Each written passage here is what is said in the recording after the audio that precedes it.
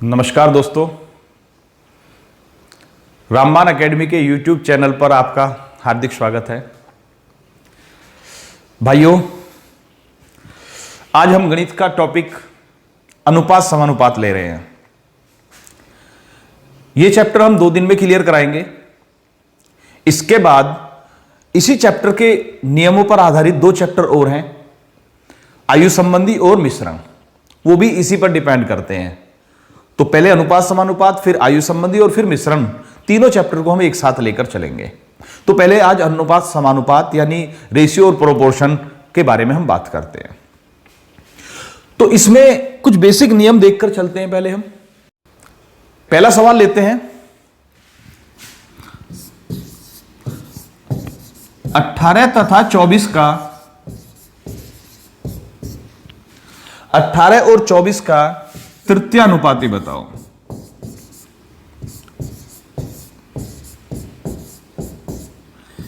इस तरह के कुछ सवाल आ जाते हैं जिसमें प्रथमानुपाती, मध्यानुपाती या तृतीयानुपाती पूछा जाता है। तो हम पहले तृतीयानुपाती की बात करते हैं। भाई देखिए भाई, इन सवालों को अगर आप किताब के अकॉर्डिंग करते तो थोड़े से फॉर्मूले ऐसे हैं जो आपको कंफ्यूज कर सकते हैं। आपको इनको करते समय एक चीज का ध्यान रखना है कि जो पहली संख्या लिखी होगी उसको आप ए मानकर चलेंगे, क्योंकि हम किताब से थोड़ा अलग बता रहे हैं, और जो दूसरी संख्या बाद में लिखी होगी उसको बी मानेंगे। चाहे प्रथमानुपाती पूछ रहा है, मध्यानुपाती पूछ रहा है या तृतीयानुपाती पूछ रहा है, जो पहले है वो ए, जो बाद में है वो बी। अब ये कह रहा है 18 और 24 का तृतीयानुपाती, तो तृतीयानुपाती का फॉर्मूला होता है बी स्क्वायर बटे ए। ठीक है भाई, तो बी स्क्वायर बटे ए का मतलब 24 गुणा 24 बटे 18। अब ये 6 से 3 बार कट गया, ये 4 बार कट गया, 3 से 8 बार कट गया, 8 चौके 32 हो गया भाई। तो 18 और 24 का तृतीयानुपाती 32 आ गया। एक और सवाल देखते हैं भाई। अगर ये कह रहा है कि 36 तथा 48 का प्रथम अनुपाती, इसको पूरा कर लेना। प्रथम अनुपाती 36 और 48 का प्रथम अनुपाती क्या होता है? अभी हमने बताया ए और ये बी, तो फॉर्मूला होता है प्रथम अनुपाती का ए स्क्वायर बटे बी। इस बार प्रथम अनुपाती पूछ रहा तो पहली संख्या की 2 बार गुणा करेंगे, दूसरी संख्या से भाग दे देंगे।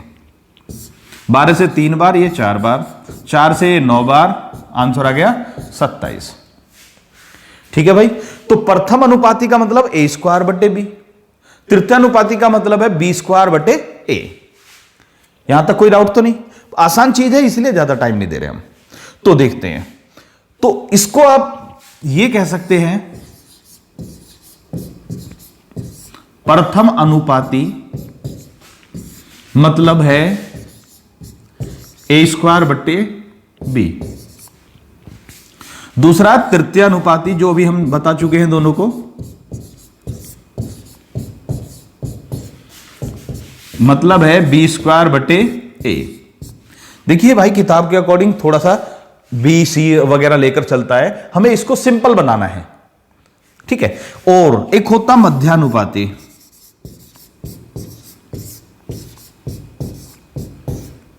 मध्यानुपाती का मतलब क्या होता है? अंडर रूट ए गुणा बी। अभी हम इन दोनों के सवाल बता चुके हैं। मध्यानुपाती का मतलब है कि जो 2 संख्याएं दी जाएंगी उनकी गुणा करके अंडर रूट कर देना है, वर्गमूल निकाल देना है यानी कि। ठीक है, तो यहां तक क्लियर है। स्क्वायर रूट ए इंटू बी हो गया मध्यानुपाती। 3 फॉर्मूले आपको याद होने चाहिए। अब इसमें सीखने लायक क्या है देखते हैं। सर मध्यानुपाती की बात करते हैं।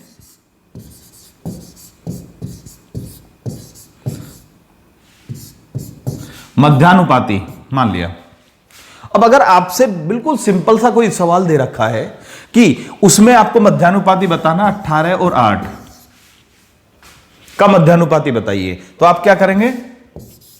18 गुणा 8 का वर्गमूल निकाल देंगे, स्क्वायर रूट निकाल देंगे। ठीक है, तो 18 गुणा 8 कितना होता है? 144। 144 का वर्गमूल कितना हो गया भैया? 12। आंसर आ गया, मध्यानुपाती 12 आ गया। लेकिन इसमें आपको जो सीखना है वो देखिए सर, ये तो रटने वाली चीजें हो गई। अब एग्जाम हॉल में जरूर थोड़ी ऐसी छोटी संख्याएं आए भाई। सपोज कीजिए उसने क्या कहा, एक संख्या ले लेते हैं 648 तथा 242 का मध्यानुपाती बताओ।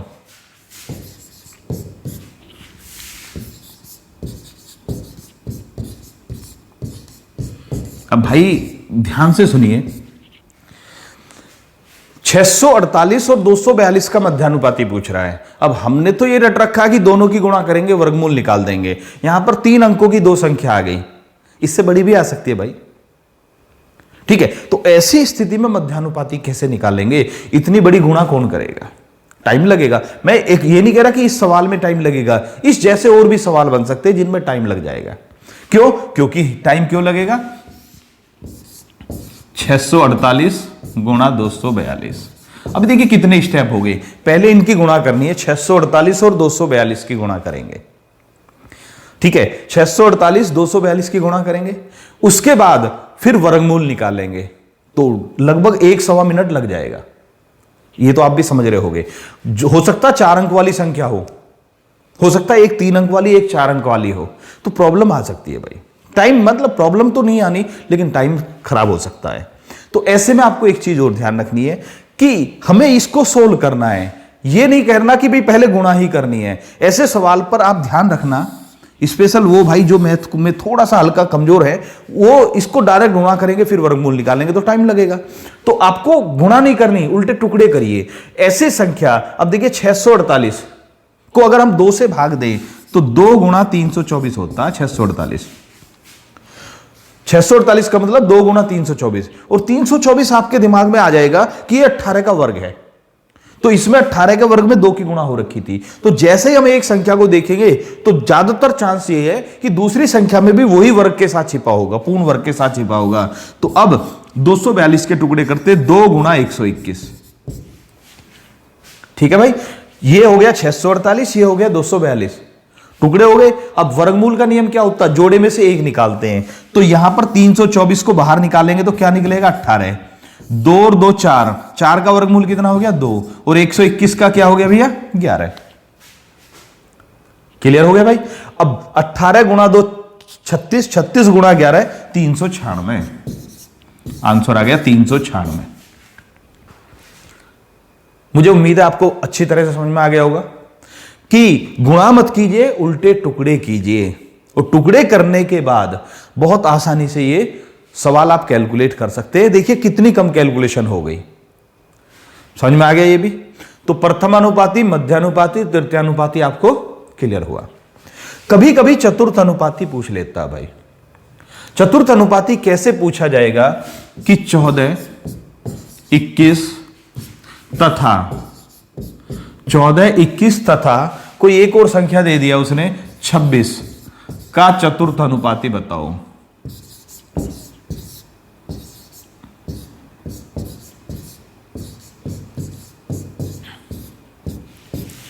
तो भैया अगर चतुर्थ अनुपाती यानी चौथा अनुपात पूछ रहा है, याद रखना प्रथम अनुपाती में 2 संख्याएं दी, मध्यानुपाती में 2 संख्याएं दी, तृतीयानुपाती में 2 दी, यहां पर 3 संख्याएं देगा।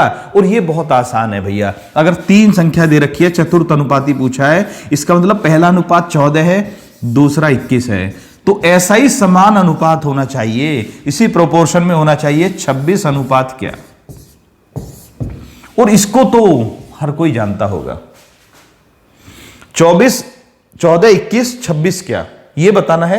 ये आप सभी जानते होंगे, नहीं जानते तो भाई इन दोनों की स्थिति होती है कि अंदर से अंदर गुणा और बाहर से बाहर गुणा बराबर होती है भाई। 21 गुणा 26 जितना मिलेगा 14 गुणा क्वेश्चन मार्क उतना ही होगा, ये ध्यान रखना है। या फिर 14/21 बराबर 26 क्या, अनुपात का मतलब भाग भी होता है। तो इसको 2 तरीके से कह सकते हैं हम। पहला है 14/21 भाग 26 भाग क्या बराबर 26 भाग क्या, पहला। दूसरा यह है कि बाहर से बाहर गुणा, अंदर से अंदर गुणा, 14 गुणा क्वेश्चन मार्क बराबर 26 गुणा 21, ये भी कह सकते हैं। इसको कैलकुलेट करिए, 14 गुणा क्वेश्चन मार्क 26 गुणा 21, ये 14 इधर का गुणा में इधर आ जाएगा भाग में, 7 से 2 बार, ये 3 बार, 13 बार कट गया, 13 और 3 39, यानी इनका चतुर्थ अनुपाती कितना भैया 39 है। ये तो बिल्कुल आसान चीज है, ये तो हम सभी जानते हैं भाई, क्लियर है। तो चतुर्थ अनुपाती में वो 3 संख्याएं ही देगा। ये क्लियर हो गया, आगे बढ़ते हैं भाई। जब हम अनुपात समानुपात की बात करते हैं तो एक और देखिए भाई, कई बार इस तरह का सवाल आ जाता है, 2a बराबर है 6b बराबर है 4c, ये दे दिया इन्होंने यदि, तो a अनुपात b अनुपात c बराबर क्या, ऐसा पूछ लिया जाता है। तो ऐसी स्थिति में भाई आपको करना क्या है कि अगर ए बी सी या हो सकता डी भी हो, ऐसे कुछ दे रखे हैं और उनके साथ गुणा में कुछ लगा हुआ फिर बराबर कर रखा है, याद रखना ए के साथ 2 की गुणा है, बी के साथ 6 की गुणा है और बराबर में कुछ लगा हुआ है, तो आपको करना क्या, जो ए और बी और सी के साथ गुणा हुई है जिन संख्याओं की, उनका एलसीएम ले लेना है। यानी 6, 4 और 2 का एलसीएम कितना भैया 12, याद रखना क्या लेना है, एलसीएम लेना है। अब इस 2 से इस एलसीएम को काटिए, 2 से 12 कितनी बार कटा, 6 बार, ए वाले के साथ तो ए के नीचे लिख दिया, 6 से कटा 2 बार, बी के साथ 6 की गुणा है, 6 से 2 बार कट रहा तो बी के नीचे 2 लिखेंगे, 4 से 3 बार कट रहा तो 3 लिखेंगे, आंसर आ गया 6, 2, 3। तो ए बी सी में 6, 2, 3 का अनुपात है भाई। ये भी क्लियर हो गया, कोई प्रॉब्लम तो नहीं। थोड़ा और बढ़ते हैं सर। अगर ये कह रहा है कि हाँ जी a/5 बराबर b/3 बराबर c/6, तो a b c का अनुपात बताइए। ऐसा भी आ सकता भाई, वहां गुणा में था यहां भाग में है, a b c के साथ यहां पर भाग में कोई संख्या दे दी और वहां पर गुणा में थी, तो इसमें अंतर क्या होता है, अगर बटे में संख्या दे रखी है, भाग में संख्या दे रखी है, तो जो संख्या नीचे दे रखी है वही अनुपात होता है भाई। तो आंसर आ गया 5:3:6। उसमें एलसीएम निकालकर उसको भाग दिया गया, भागफल अनुपात होता है। यहां पर नीचे जो संख्या दे रखी है भाई वही अनुपात होता है। यह भी क्लियर हो गया आपका। थोड़ा और बढ़ते हैं सर। इसके बाद अभी हमने इन चीजों को देखा, देखिए याद रखना अभी क्योंकि फर्स्ट डे है इस चैप्टर का, इसलिए हम अभी इजी वाले सवाल लेंगे, फिर उसके बाद थोड़ा सा लेवल बढ़ाकर बताएंगे कहां कहां पर और गड़बड़ हो सकती है। ठीक है, अब देखिए कई बार ऐसा सवाल आ जाता है 2a divided by 3 equal to है 4a/6, सॉरी 4b, इसको b कर लेते हैं।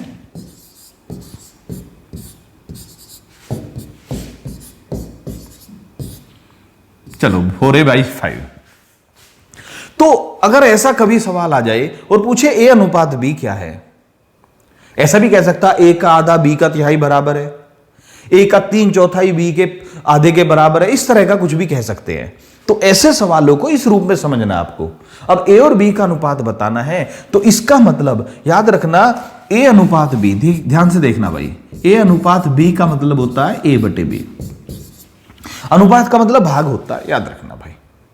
तो अगर कभी ऐसा निकालना है तो अगर ये लिखा हुआ तो इसको इस रूप में बता सकते हैं। ठीक है, तो अभी हमारे पास a और b है, तो a के नीचे b लाना पड़ेगा, a को अंश और b को हर बनाना पड़ेगा, तो उसके बाद जो संख्याएं बच जाएंगी वही आपका अनुपात होगा। तो इसका मतलब हम b को इधर लाएंगे, तो b इधर आएगा, भाग में आ जाएगा। अब हमारा इधर 4/5 बचा हुआ है, बाकी सारी संख्या दूसरी तरफ करनी है, तो a और b एक तरफ कर लिए, बाकी 4/5 यहां था, ये 2 और 3 है, 2/3 दूसरी तरफ जाएगा तो क्या हो जाएगा भाई, पलट जाएगा। ठीक है, 4/5 गुणा 3/2 बराबर कितना आ गया भैया, 6/5। तो a/b बराबर 6/5, यानी a अनुपात b बराबर कितना हो गया भैया, 6:5। ठीक है भाई। देखिए भाई, एक चीज और कहना चाहूंगा कि जो मैं बता रहा हूं उसको समझकर चलिए। आज आपको चैप्टर आसान लग रहा होगा, लेकिन याद रखना आगे के 3 सवाल जो चैप्टर आएंगे, अभी ये पूरा चैप्टर, दूसरा आयु वाला, तीसरा मिश्रण वाला, अगर आपने ये बेसिक नहीं किया तो मैं गारंटी से कह सकता हूं आप नहीं कर पाएंगे। ठीक है, फिर उसको दोबारा से आपको यहीं से समझना पड़ेगा, इसलिए अभी समझ कर चलना।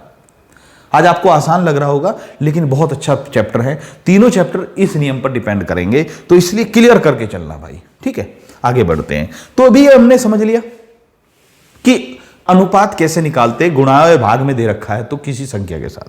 दूसरा भाई, एक बेसिक नियम और याद रखना, यदि ए और बी का अनुपात दे रखा, कुछ भी कह दिया जाए कि ए और बी में 2:7 का अनुपात है, ए और बी में 2:7 का अनुपात है, दोनों में किसी एक निश्चित संख्या से, कोई भी अज्ञात संख्या हो सकती है, मान लिया एक संख्या है पी जो कि 3 अंकों की है, 3 अंकों वाली, सॉरी कितने अंकों वाली, 3 अंकों वाली एक संख्या है पी, उससे गुणा की गई। ए और बी 2 संख्याएं हैं जिनमें 2:7 का अनुपात है, उन दोनों में पी से गुणा किया गया, 3 अंकों वाली, 4 अंकों वाली, 2 अंकों वाली। तो अब नया अनुपात बताओ। तो भाई याद रखना, अगर किन्हीं 2 संख्याओं में अनुपात दे रखा है या 3 का दे रखा है, उन संख्याओं में किसी भी संख्या से गुणा करें तो उनका अनुपात चेंज नहीं होगा। याद रखना, सेम संख्या से गुणा होनी है, ए में जितने से करेंगे बी में भी उतने से ही गुणा करेंगे, उनका अनुपात कभी चेंज नहीं होगा।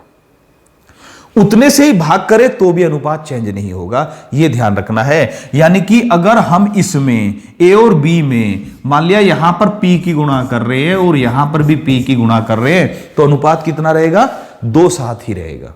यहां पर जेड से भाग दे रहे, यहां भी जेड से भाग दे रहे, अनुपात कितना रहेगा, 2:7 रहेगा। लेकिन अगर इसमें कुछ जोड़े या घटाए दोनों में, तो अनुपात चेंज हो जाता भाई। समझ में आ गया? ये थोड़ा सा उदाहरण के द्वारा समझ लेते हैं। मान लिया ए और बी है, अब ए की वैल्यू है 18, ए बराबर 18 है और बी बराबर 12 मान लिया।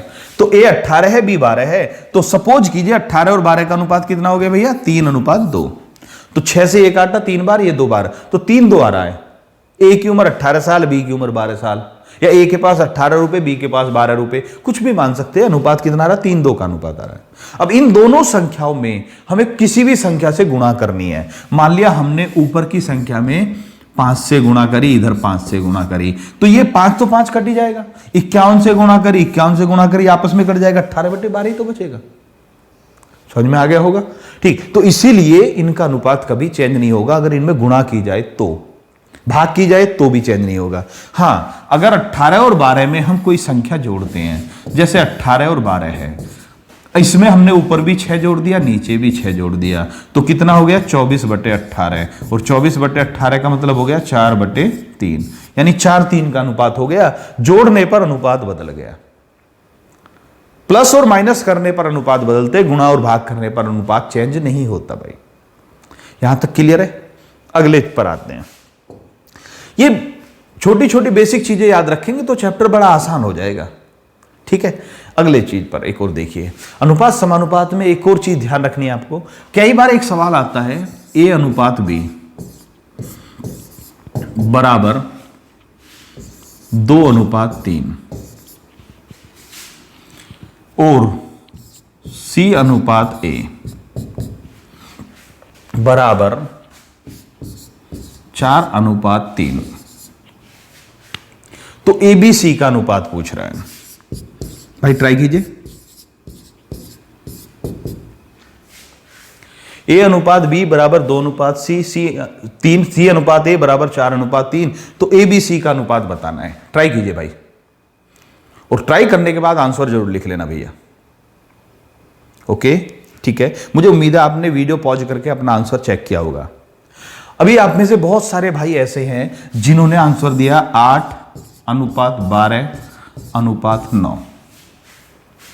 ऐसे बहुत सारे भाई हैं जिन्होंने आंसर दिया 8:12:9। आप चेक कर सकते हैं। जिन्होंने आंसर ये दिया है वो गलत है भाई। क्यों गलत है, उस पर आ रहे हैं भाई। देखिए, मैं बार बार एक चीज कह रहा हूं कि आपको रटना नहीं, समझना है। अगर आप ट्रिक लगा रहे हो, केवल ट्रिक पर डिपेंड हो, तो आपके सवाल गलत होने ही होने हैं, क्योंकि ट्रिक आजकल सिर्फ किताबों तक सीमित होकर रह गई है। आप समझ रहे हो, एग्जामिनर भी जान रहा है कि कहां पर बच्चा रट रहा है, तो वो ऐसे सवाल नहीं रख रहा, आजकल चेंज करके रख रहा है। तो अब ये कहेंगे जी आप कैसे कह सकते हो ये गलत है, तो मुझे भी मालूम है बहुत सारे अलग अलग तरीके से बताए जाते हैं इन सवालों को। तो फिर से मैं इन सवालों को नोट करते हैं।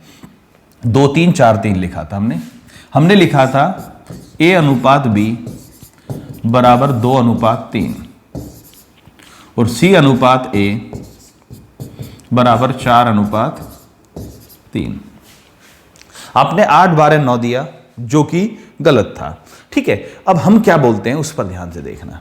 आपको इस तरह से नहीं करना जो ट्रिक बताई जाती है, क्योंकि ट्रिक आपको कमजोर भी करेगी और गलत तो होना ही होना है। तो करना क्या है, पहले देखिए जो उसका अनुपात पूछा गया है उन दोनों में कॉमन क्या है। यहां AB है, यहां CA है, कॉमन क्या है, A है। ठीक है भाई, इधर भी A है, इधर भी A है। अब आपको बस एक चीज ध्यान रखनी है, ये सवाल कभी गलत नहीं होगा जिंदगी में। ठीक है, हो सकता 2 सेकंड फालतू लग जाए, लेकिन 100% श्योरिटी होगी भाई। उसमें 50-50 है या 50 से भी कम ही % चांस होते ठीक होने के।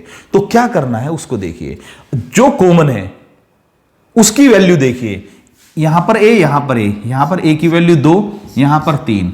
तो जो कॉमन है उसको बराबर करना है, इस 2 और 3 को बराबर करना है। और बराबर करने का सिर्फ एक तरीका अपनाना है, ना आप जोड़ सकते हो ना घटा सकते हो, ना आपको भाग देना है, सिर्फ और सिर्फ गुणा के द्वारा मल्टीप्लाई करके ही आपको इक्वल करना है इन दोनों को। अब आपको ऐसा सोचना है किस संख्या से गुणा करी जाए कि ये और ये बराबर हो जाए। तो ये 2 और 3 को क्या किया जा सकता है, 6 किया जा सकता है। 6 करने के लिए ऊपर कितने गुणा करनी पड़ेगी, 3 की, और नीचे 2 की। तो ऊपर 3 की गुणा करते हैं इसमें, क्योंकि हमें A को बराबर करना है। तो 3 की पूरे में गुणा होगी 6/9, और यहां पर कितने की गुणा होगी भाई, 2 की। 2 की गुणा होगी तो 8/6। ठीक है, अब हमारा ये काम खत्म। अब हमें यहां देखना है, अब हमारा क्योंकि A कॉमन है वो बराबर है, अगर कोई और चीज भी कॉमन है तो उसको भी बराबर करना है। जब तक बराबर नहीं हो गुणा करते रहो। ठीक है, तो अब देखिए हमें बताना अनुपात A, B और C का अनुपात बराबर क्या। तो देखते हैं, A को उठाते हैं। A हमारे पास 2 जगह है, यहां पर 6 है, यहां पर 6 है, दोनों जगह बराबर है, तो A की वैल्यू 6 रख लिया। B की वैल्यू यहां से रख लीजिए, अब कहीं कोई टेंशन नहीं है। C की वैल्यू 8, आपको दिख गया होगा आंसर चेंज हो चुका है। 6 9 8 आपका आंसर आया था 8 12 9। 8 12 9 और 6 9 8 अंतर दिख गया होगा, क्लियर। अच्छा सर, कोई दिक्कत तो नहीं। हमने क्या बताया कि अगर ऐसी कंडीशन आती है तो आप क्या करेंगे, जो कॉमन है उसको बराबर करेंगे और कुछ नहीं करना। और बराबर करने के लिए किस चीज का प्रयोग करेंगे, गुणा का प्रयोग करेंगे भाई। ठीक है, चलिए अभी मान लिया ये आ गया, A/B बराबर 1/2, C/D, A/B बराबर 1/2, C/D बराबर मान लिया आ गया 2/3 और A/C, A/C बराबर है 3/4। ठीक है भाई, A और C में 3 4 का अनुपात है। भाइयों ये सवाल आप खुद करेंगे, मुझे लगता है कि आप 100% सही करेंगे, और इसका जवाब आप कमेंट बॉक्स में जरूर देंगे। आप सभी को कमेंट करना है इसका जवाब, और मैं उम्मीद करूंगा कि आप सभी का जवाब ठीक होगा। ठीक है, तो ये मैं आपके लिए होमवर्क के रूप में छोड़ता हूं। थोड़ा सा हिंट दे देता हूं, इसमें ABCD है, इन दोनों में कुछ कॉमन नहीं है। इन दोनों में C कॉमन है और इन दोनों में A कॉमन है। तो पहला तरीका यह है कि पहले A को बराबर करो, जब A बराबर हो जाए फिर C को बराबर करो, या पहले C को बराबर करो, दोनों को इसको पकड़िए, फिर जब C बराबर हो जाए फिर A को बराबर कीजिए। आप दोनों तरीके से कर सकते हैं, दोनों ही तरीके अप्लाई करके देखना भाई, क्योंकि याद रखना प्रैक्टिस जितनी अच्छी होगी रिजल्ट उतना अच्छा आएगा। प्रैक्टिस में कभी बेईमानी नहीं करनी है, प्रैक्टिस ज्यादा से ज्यादा कीजिए। प्रैक्टिस में यह सोचिए कि हमारा सवाल इससे भी टफ आ सकता है, यह भी हो सकता, तो दूसरा क्या संभावना है उसके बारे में भी सोचिए भाई। ठीक है, तो समझ में आ गया होगा। एक बात भाई देखिए, प्रैक्टिस के बारे में मैं आपको एक उदाहरण देना चाहूंगा। देखिए, जो हमारे इंटरनेशनल खिलाड़ी होते हैं, जैसे मान लिया अभी हमारे क्रिकेट की ही बात करते हैं क्योंकि हमारे इंडिया में क्रिकेट का बुखार ज़्यादा है, तो क्रिकेट के जो इंटरनेशनल खिलाड़ी होते हैं, अभी विराट कोहली मान लीजिए या रोहित शर्मा मान लीजिए, अभी अगर वो सोचने लगे कि भाई हम तो नंबर 1 बल्लेबाज हो चुके हैं, अब हमें प्रैक्टिस की क्या जरूरत है, तो सोचिए क्या ऐसा संभव है कि भारतीय क्रिकेट कंट्रोल बोर्ड उनको ये अनुमति देगा कि आप कोई प्रैक्टिस मत कीजिए, डायरेक्ट आपको इंटरनेशनल मैच में किसी सीरीज में या वर्ल्ड कप में खिला देंगे? संभव नहीं है ना। क्यों नहीं है संभव? क्योंकि वो भी मानते हैं उस लेवल पर पहुंचने के बाद भी उनको प्रैक्टिस करनी है, और टफ से टफ प्रैक्टिस करते हैं, ये सभी जानते हैं भाई। तो इसीलिए मैं आपसे भी कह रहा हूं कि जब वो इंटरनेशनल लेवल के खिलाड़ी हैं, याद रखना कि हमारे 130 करोड़ जनता में से 15 खिलाड़ी चुने जाते हैं, उनमें से 11 खेलते हैं। 130 करोड़ लोगों में से 15 जो खिलाड़ी हैं, यानी कि वो टॉप पर हैं, इंडिया के टॉप 100 तो हो ही गए, चलो मान लिया कुछ भाई रैंडम बेस पर बदलते भी रहते हैं, लेकिन टॉप 100 या टॉप 50 में आ रहे हैं। उनके बाद भी, इतना लेवल पर पहुंचने के बाद भी उन्हें प्रैक्टिस की जरूरत पड़ती है। तो अब आप सोच कर देखिए भाई कि आपको प्रैक्टिस की जरूरत है या नहीं है। अगर हम सोचे कि हमारा ये क्लियर है, तो हम अपने आप को धोखा तो नहीं दे रहे हैं कहीं। इसीलिए कह रहा हूं कि जब आप प्रैक्टिस करें तो आप ये मत सोचिए मुझसे ये आता है, मुझसे ये आता, मुझे ये भी करना है, जो नहीं आता वो भी करना है। जो मुझसे आता है तो कहीं ये भी सोचना है कि कहीं मैं उसको करने का गलत तरीका तो अप्लाई नहीं कर रहा। क्या रोहित शर्मा ये नहीं सोचता होगा कि मुझे स्ट्रेट का छक्का जो लगाना है उसमें मेरी कोई और सुधार हो सकता है या नहीं हो सकता? सोचिए ना भाई। विराट कोहली सोचता होगा कि मैं जो स्वीप शॉट लगा रहा हूं, क्या उसको और अच्छी तरह से लगा सकते या नहीं लगा सकते, और वो उसकी प्रैक्टिस भी करता होगा। तो ये बात नहीं है कि आप इस सवाल को कर लेते हैं, ये सोचिए कि क्या आप इसको और अच्छे तरीके से कर सकते हैं क्या। ये महत्वपूर्ण है, इसीलिए प्रैक्टिस जरूरी है भाई। अब मुझे उम्मीद है कि आपको ये बात अच्छी तरह समझ में आ गई होगी कि प्रैक्टिस क्यों जरूरी है। तो मैं चाहूंगा कि आप इस सब का कमेंट जरूर करें, ठीक है भाई। एक बात और मैं ये कहना चाहूंगा कि मैंने फिर बोला है कि अब जो है मैंने ये 3 टॉपिक उठा लिए हैं, मैं पहले इनको ही क्लियर करके चलेंगे। कौन से? अनुपात, समानुपात, आयु संबंधी और मिश्रण, क्योंकि तीनों एक ही बेस पर आधारित है भाई, ठीक है। और आप गारंटी देता हूं मैं, ऐसे सवाल आपके सामने आएंगे जिनको करने के लिए आपको बहुत छोटी छोटी बारीकियों का ध्यान रखना पड़ेगा, जो आपकी प्रैक्टिस को परफेक्ट बनाएंगे भाई, ठीक है। तो उनके लिए मैं गारंटी देता हूं। तो इसीलिए अगर मैं छोटी बात बता रहा हूं तो उस पर जरूर ध्यान रखना भाई। ओके भाई, अगली वीडियो में आपसे फिर मुलाकात होगी। नमस्कार दोस्तों, जय हिंद भाइयों।